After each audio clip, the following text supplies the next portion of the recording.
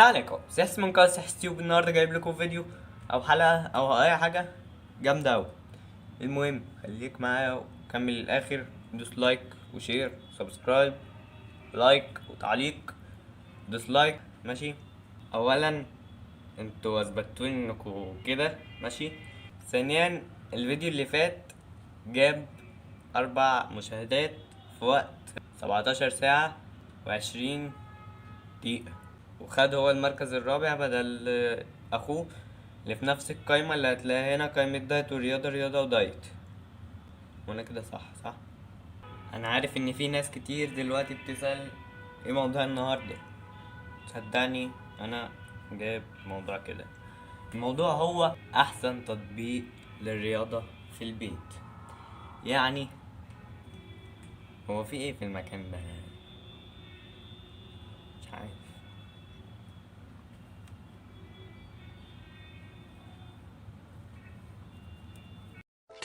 2000 years later. نايكي تريننج كلاب. جوجل هو اللي قال كده مش انا. ها ماشي. المهم بقى، المميز في التطبيق ده ان انا بستعمله. ايوه زي ما انا ما قلت لك كده، انا اللي بستعمله. انت هتروح في التطبيق. هو التطبيق ممكن تضيف صحابك يعني. بص انت لما بتخش في التطبيق ده بتدخل وزنك وسنك وطولك، وهو يعمل لك كل ده بقى ويطلع لك تمارين مخصوصة ليك. يعني انت مثلا زي حالاتي كده، مش عارف انا كام وزني، بس قول مثلا يعني 50. هو مش 50 بس مثلا يعني 50. انا حاطط على البرنامج 50. ماشي. وتقول له طولك اللي هو بالنسبة لنا 174. ايوه يا عم، 175 يا عم. الحكاية كلها ان انا جربت كل البرامج بتاعت الرياضة دي اللي على جوجل بلاي. ماشي. كلهم او اكتريتهم تدفع فلوس عشان تاخد النسخة الكاملة بقى والبريميوم والكلام ده. ماشي.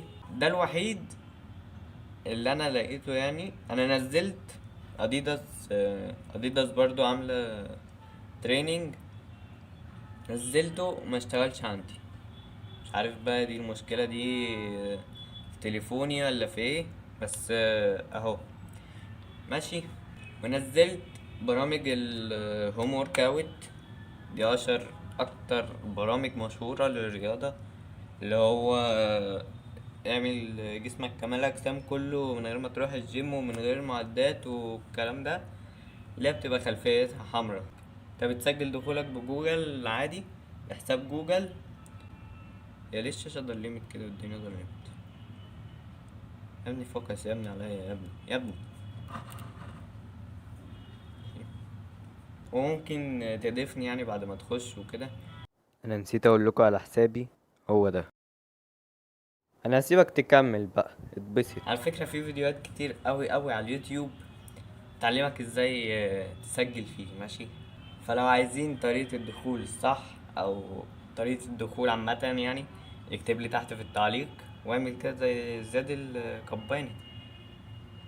كتب تعليق مكملش 10 ثواني، هو حلو اوي وبرافو يعني، زي ما سقفت له كده وعايز نسقف لك برضه. استنى اسقف على الطلاق ما يحصل، انا اللي اسقف له.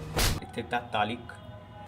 اللي عاجبني اوي بقى في الموضوع، ودي اهم نقطة، الست اللي بتفضل تتكلم دي عاملة زي جوجل بالظبط. تقولك ارفع رجلك اليمين ومش عارف يعمل ايه،